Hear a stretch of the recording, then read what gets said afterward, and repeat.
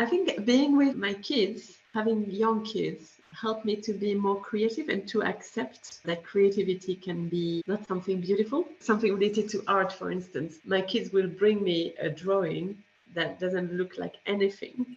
I say, look at the beautiful butterfly I made. So then, oh, you're so creative.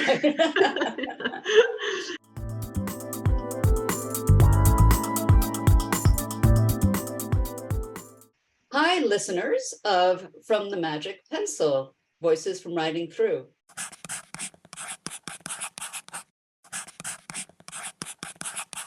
Thanks for coming to this episode.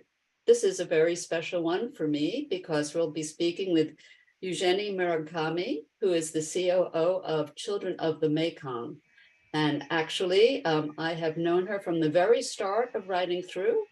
Her organization, which is really a very long-standing French organization, was one of our first partners. And so I'm sure we'll have a lot to talk about. And so, Eugénie, hello. Bonjour. Hello, Sue. How are you? Hi. I'm very good. Very good. Thank you. And you? We're great. We're great. I'm very excited to have you here. And maybe for our listeners, you could tell us a little bit about Children of the Mekong, Enfants de Mekong, and how you came to be where you are. Yes, sure.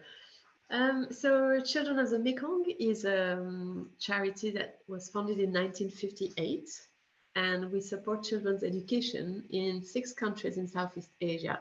So we are the UK branch, and also we can say international body of Enfants du Mekong, the French main organization where we are from.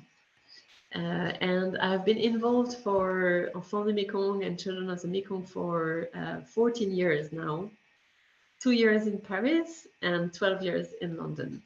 Well, I think that our listeners could already hear that you are not native-born English. You're French? Yes, I'm French. And so I started working for international development in Paris after my studies. And 12 years ago, we decided to move to London with my husband. And now we are happily living here since then. Right. So what made you decide to take that decision and to make that move and live the expat life? So we like adventures, and we were a bit bored in Paris. How can anyone be bored in Paris? That I understand. Paris is nice to visit, but to live, it can be a bit rude. We wanted to have an experience abroad, and at that time, before Brexit, it was easier for French people to move and work in the UK. So we had considered moving to Canada and to the US, but visa-wise was much more complicated. So that's why we took the more simple option, and we ended up loving London. So that's why we are still here today. But your husband isn't French. No, that's why my surname doesn't sound French either.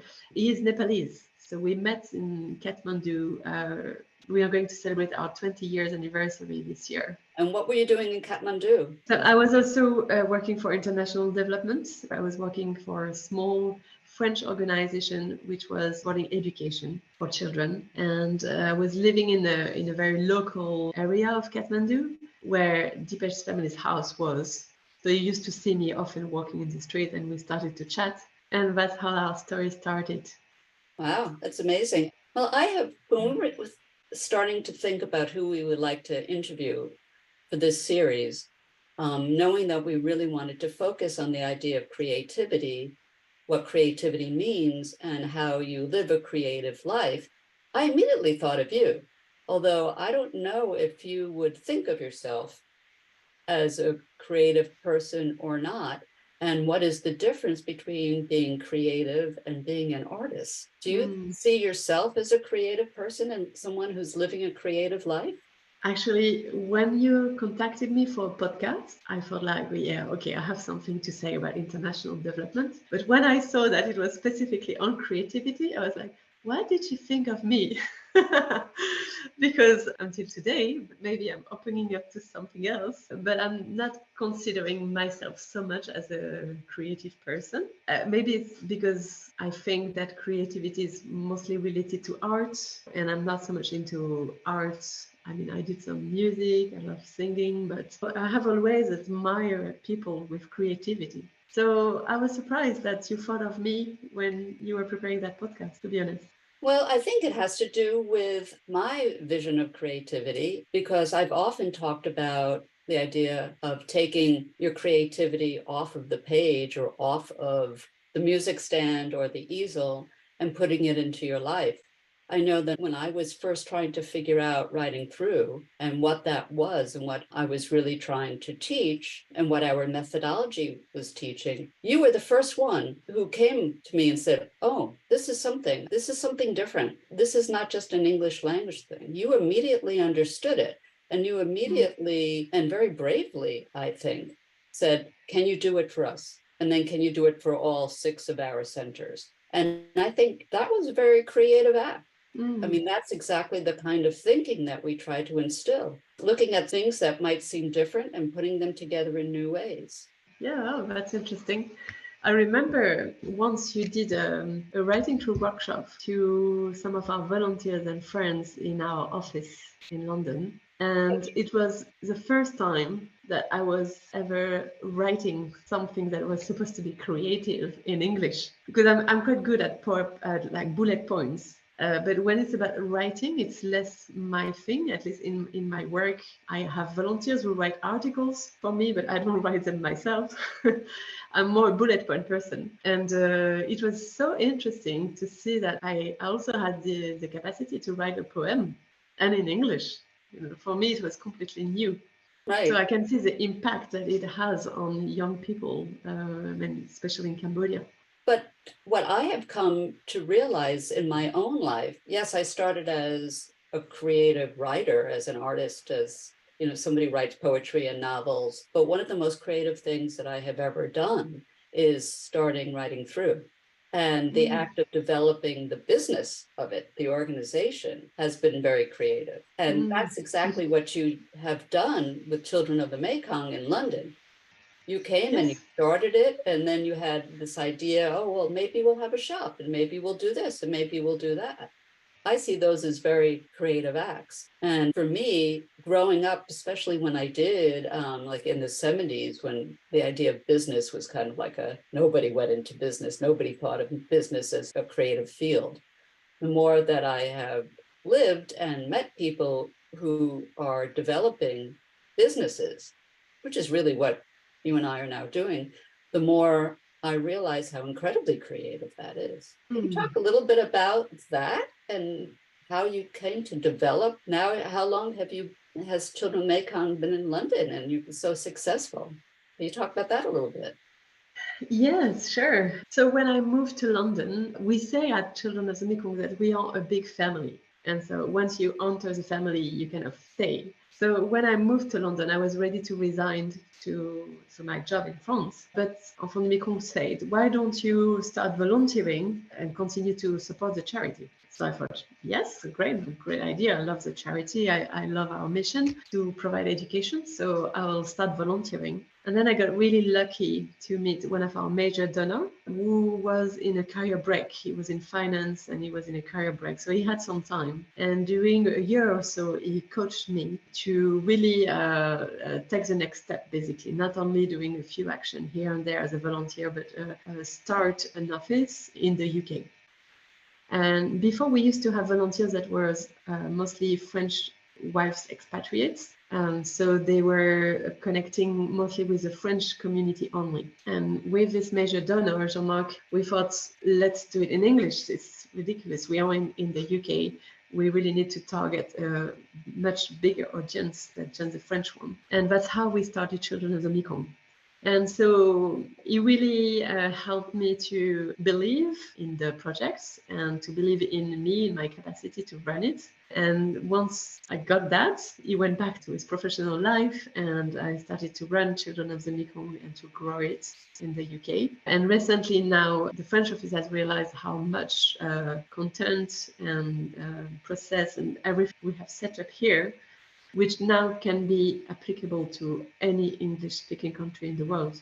So, especially looking after the international development of the organization. We had a 7 years chapter of a charity shop in Southwest London. That's because we were looking for an office space, but London is very expensive, so we didn't want to pay for a high cost of renting. And we had this idea of opening a charity shop, which is quite common here. So we could have some way to make money out of the charity shop and in the meanwhile have an office. So that lasted 7 years and it was running really well until Brexit happened, because the shop was managed by interns from Europe. We were coming for 6 months, doing internships full time, and they were doing an amazing job, and they had a really good experience running the charity shop and helping in the development of the charity. But because of Brexit, there is no more visa status for those unpaid interns. So that's why we decided in 2021 to close down the shop permanently. And since then, I have been running the charity from home, and I've got a co-working space as well. We had to reorganize ourselves because the setup was very different. We didn't have a big office anymore. We didn't have a team of 5-7 people permanently, but it works well as well. Again, maybe I have to say, maybe I had to be creative to start this new chapter. Now you've opened up my eyes on that. It's working well. Now our volunteers are interns. We had 9 of them at the moment. They are all working from home, but those who want can come anytime to my co-working space. And we have a weekly meeting. So we will have a sense of gathering and sense of being part of a team every week. Do they come to London or they don't even come? No, the team meeting is online. Right. And one of my volunteers this morning came for the last time in the office, and she was saying, how come do you manage to have a team of volunteers that are so involved and they're not paid, and they're attending every week the meeting, and they work every time they have some leisure time, they work for you, for the charity. So I think it's mostly thanks to our mission, which is so important to provide education to children in Southeast Asia. I guess I've been able to share my passion with them. So yeah, it's working well. And it makes me think, when COVID first hit, in English is this word that always existed in the English language, but now everybody was using it, the word pivot. We're going to pivot to do this. We're going to pivot. That idea is that we have to completely make a change. Instead of looking to the left, we're going to pivot to the right. And a lot of organizations failed because they weren't able to do that. But you clearly were able to do that. You were able to make that pivot. And I remember when you started the charity shop, even that you were saying, oh, I don't know, I just think that we can do this, but it's going to be hard. And I remember you being unsure. And yet for 7 years, it worked so well. But then forces outside of your control forced you to have to pivot. And then you did. I mean, that idea that you can pivot, that you say yes, instead of your knee-jerk reaction being no, that in itself is also creativity. Yeah, that's true. Yeah. It's nice to see with that angle of creativity. I never thought of that before. That's actually wonderful. Hopefully it will give some of our listeners another way of thinking about creativity as well. I believe everybody is creative. It's just a matter of whether you tell yourself that you are and whether you allow yourself to go with it and kind of ignore that inner critic. Some people on the podcast will say, you're constantly reinventing yourself as you find your way to kind of maneuver through this world of ours that is constantly throwing obstacles in our path. But the other word that comes to mind when I think about you and the way you've lived your life is bravery. Oh, okay. You have to be brave to be able to say yes to the sorts of things that you've said yes to, don't you think? Yes, but for me, it would be really sad life, if I had said know, or if I didn't had all those kind of ideas to lead my life or to lead Children of the Mekong. Or to leave your country, or to marry a man from a completely different culture than yours. But I don't see this as a bravery, because those were not obstacles. Those were things that I wanted to do. I think there are a lot of people in this world, I have some in mind, who would have seen those as obstacles and would not been able to be brave enough to make those choices. Okay. So I guess it's a compliment. It is a compliment. It's very much a compliment. I remember after I ran the first Children of the Mekong workshop up in Bante Shmar, listeners, Bante Shmar is this beautiful, beautiful area up near the Thai border in Cambodia, very rural, very poor. And Children of the Mekong has just a beautiful center there. And afterwards, I was living in London at the time, as you know, Eugénie, and then I went to Paris to meet with the director of Enfants de Mekong. And at that time, Writing Free was so young, so new. I felt like, well, I can say anything I want. What, I have nothing to lose. I've got nothing, so I've got nothing to lose. And he said to me, what do you think of the program? And I said, yeah, it's good for what it is, but there's no experience of the arts. Your children don't have any artistic outlets. They don't draw, they don't paint, they don't, they do their English language and their computer. And, yes. His answer to me was, yes, we know that. That's why we want Writing Through to be a part of our program. You understood that. I don't know if you had really put it into words for yourself, but I think that you instinctively understood the importance of having a creative outlet and giving these very poor, undereducated students an opportunity to play in the arts. Yeah, absolutely, because one thing that always struck me about the way they educate children in Cambodia, the kids don't get to think so much by themselves. They just learn. They just have to learn and repeat whatever the teacher is saying. And this has always shocked me. What's the point of learning so much if they can't think by themselves? And for me, if they really want to develop their country, they have to be creative thinkers. They have to think out of the block and think of different ways and not just repeating. So that's why when you told me about your ideas of those workshops, I thought that's really what our kids need. They really need to learn to think by themselves, conceptual thinking, creative thinking, and that's what they don't get at all in the local school. Also, what is very interesting is that since then, Enfants du Mekong, like Children of the Mekong, have been developing holistic training that we are applying all across our centers and now sponsorship programs as well, so that the kids can become well-rounded individuals and that they are not only smart academically, but also get enough creativity related to arts or to the sports, also philosophy courses for the elder ones, so they can really develop themselves and become well-rounded young individuals, also ready to get involved in the society. So this program is very interesting, and it's taking more and more space in what we can provide to the children, in addition to access to formal education. And Writing Through is really part of it. Yeah, it's wonderful, because people say, well, how do you teach someone to think? We have all met people and say, okay, just think about it. And they stare like blankly. Yeah. Thinking, I think, is a frightening thing for a lot of people. And so how do you get rid of that fear and give people permission to think? And I think that the arts is a great way to do that. Yes. And also the rules that you bring in the workshops, like there is no mistake, I can be wrong, I'm a teacher, but I can be wrong. Those are really eye-opening for the kids. It's the first time an adult tells them, I'm wrong, I'm as wrong as anyone else, and you can tell me if I'm wrong. They've never heard that in their life. So I think that's also very eye-opening for them. Yeah, and that's something that you don't have to be Cambodian to struggle with. That's something that we all think about, what do we do with that inner critic? I talk about the little guy who's sitting on your shoulder, whispering in your ear, oh, no, you're wrong. Yeah. Yes. I mean, do you have a way of dealing with that inner critic?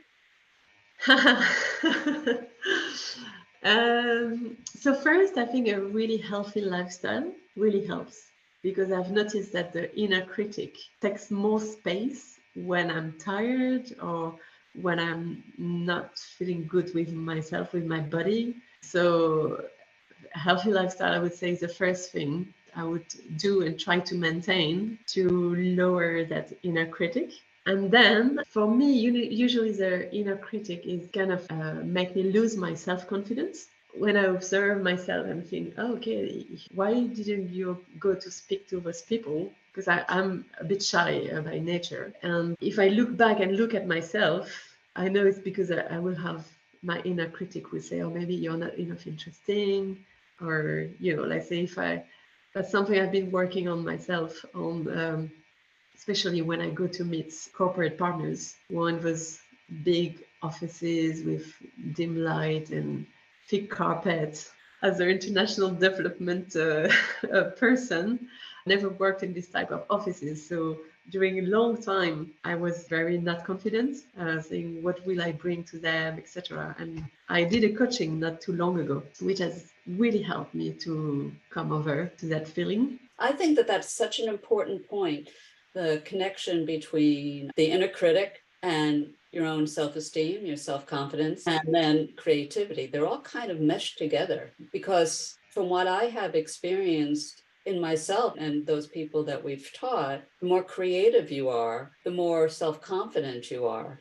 And the more self-confident you are, the more you can kind of deal with that inner critic. I mean, sometimes that inner critic is correct, but you need to be able to know when it's real or when it's just you being, oh no, I'm afraid.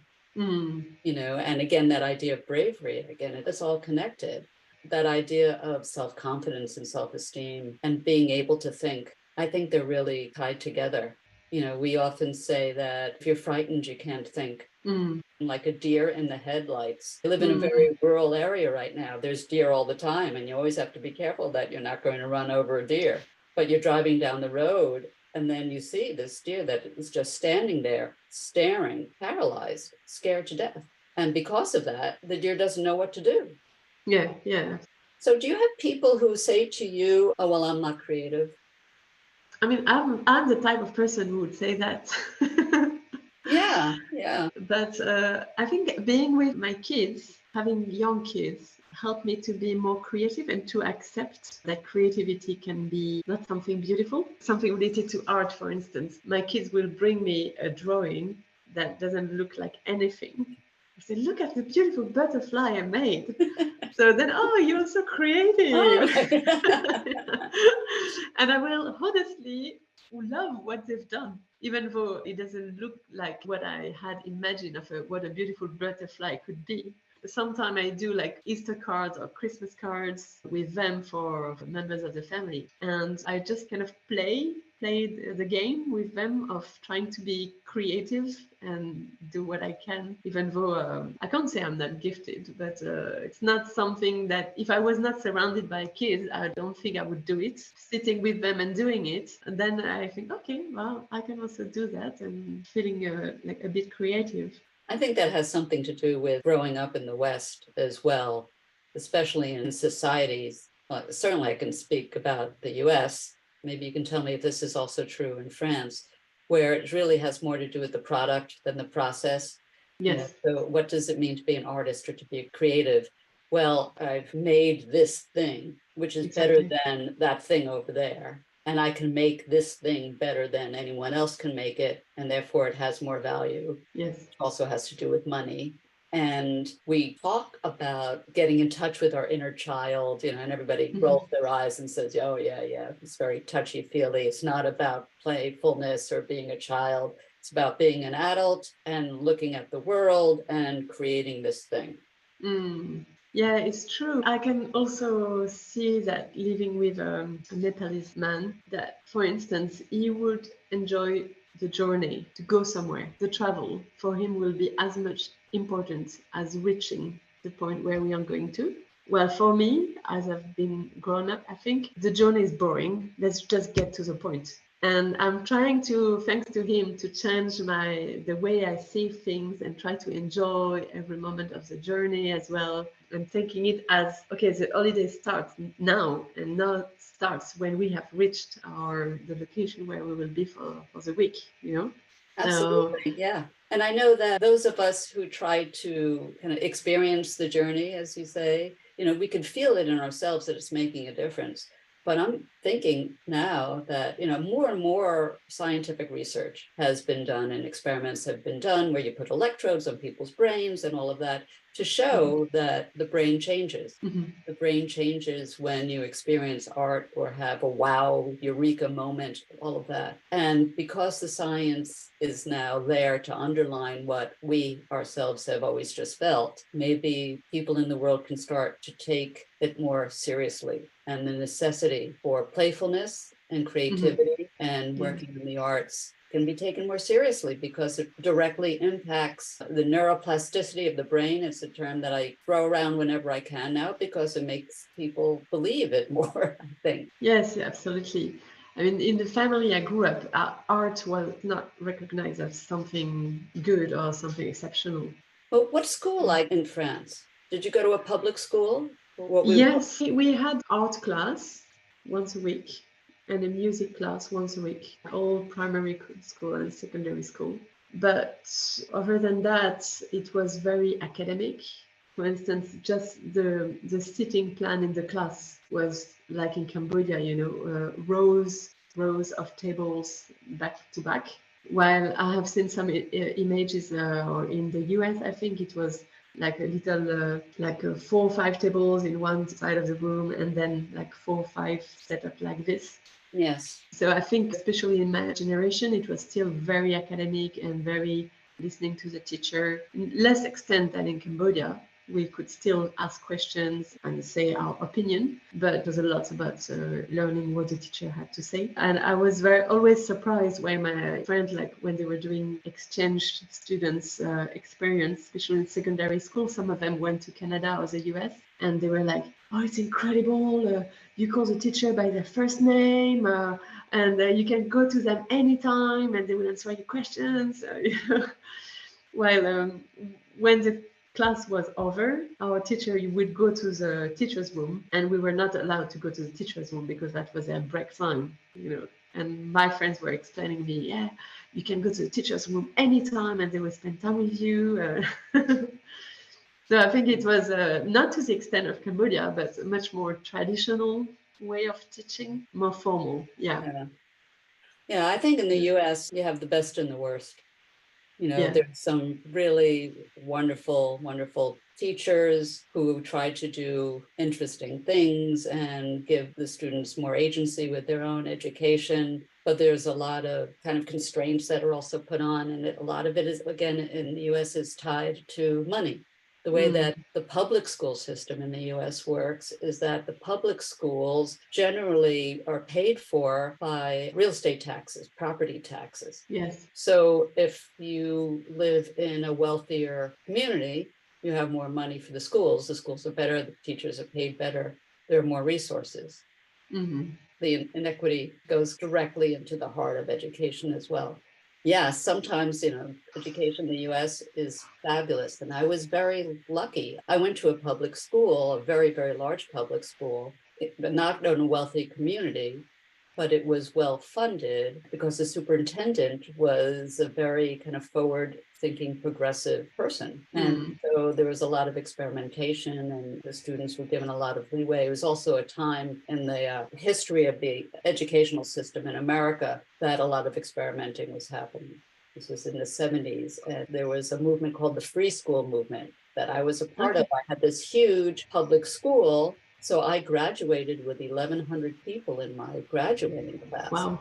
But there was a group of 5 students and 5 teachers who created off in the corner a school within a school where we taught our own things and we worked with the teachers and we helped plan the curriculum. And that was because of the interests of the superintendent. So I was very lucky. But I think that also gave me the foundation to think that, oh, yeah, I could think of this in a different way. I could do something differently. I could try that. again, it's that idea of permission, I think.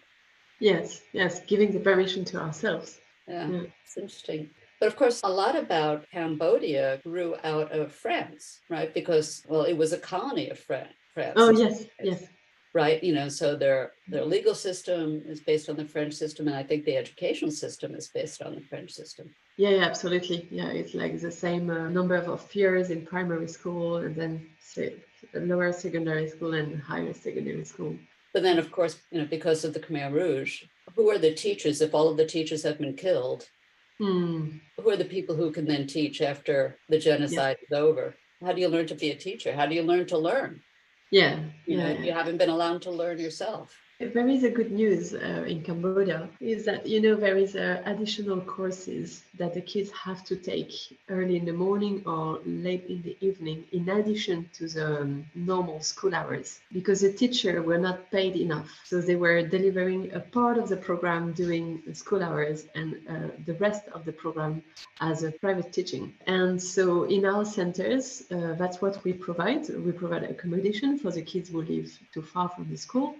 But also those complementary courses. And the good news is that the trend is that the teachers are getting better trained and better paid. And we can see that our complementary courses are less and less needed, which is a very good news, because the kids, they had class from 6 to 8 in the morning in the center, and then go to school, come back at 11, have a little lunch and break. Again, 1 hour of extra classes, 2 p.m. going back to school.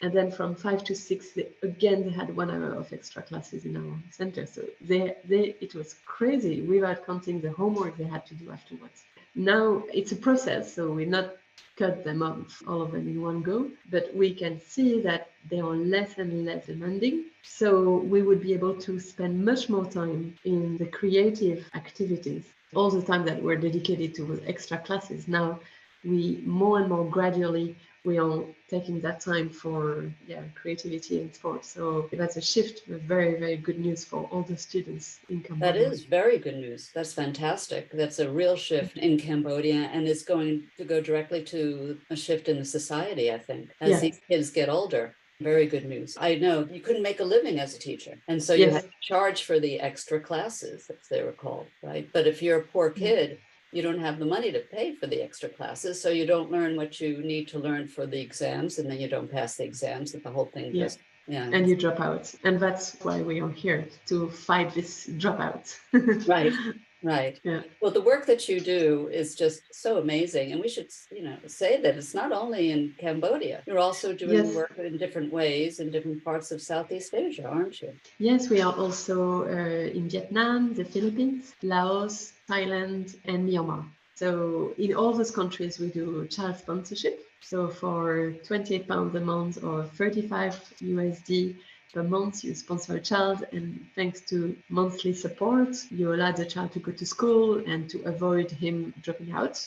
And there's also an exchange of letters, which is a real motivation for the kids to see that there is someone at the other side of the world which is thinking of you and encouraging you in your studies. So it's a very powerful tool to encourage the kids to continue their education. That's wonderful. And Enfants de Mekong was, I think, one of the first organizations that really was focusing on the kids in Southeast Asia like that. Like you said, it's over 50 years or 60 years? 64 years now. Wow, it's amazing. Yes.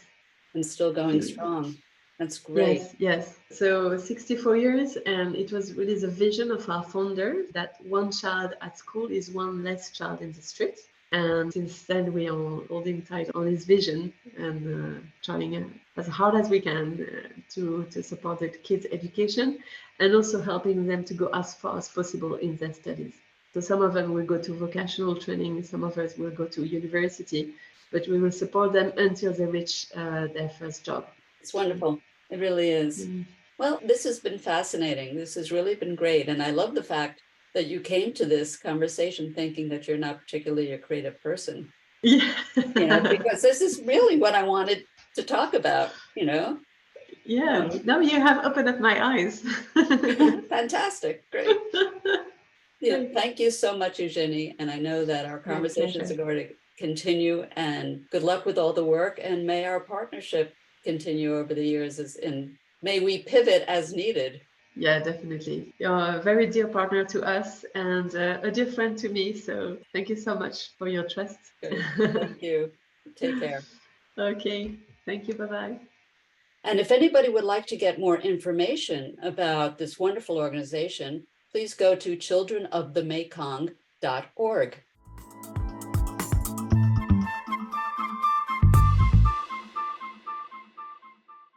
Next month, Kristen is joined by Andrea McKenna Brankin, riding through as Volunteer of the Year in 2020. They talk about so many things: Andrea's life as an expat in Singapore, her education, being a journalist, and the incredible book she wrote, Bipolar Phoenix. Here's a little taste. I think being creative and getting those words and emotions out and those experiences out so people can read and understand them is bravery. I mean, you have to be courageous. You just have to really look, what's the end goal? I want people to understand what my life was like with bipolar disorder, not only so they can understand bipolar disorder, but so maybe it can help someone that has bipolar disorder or someone they know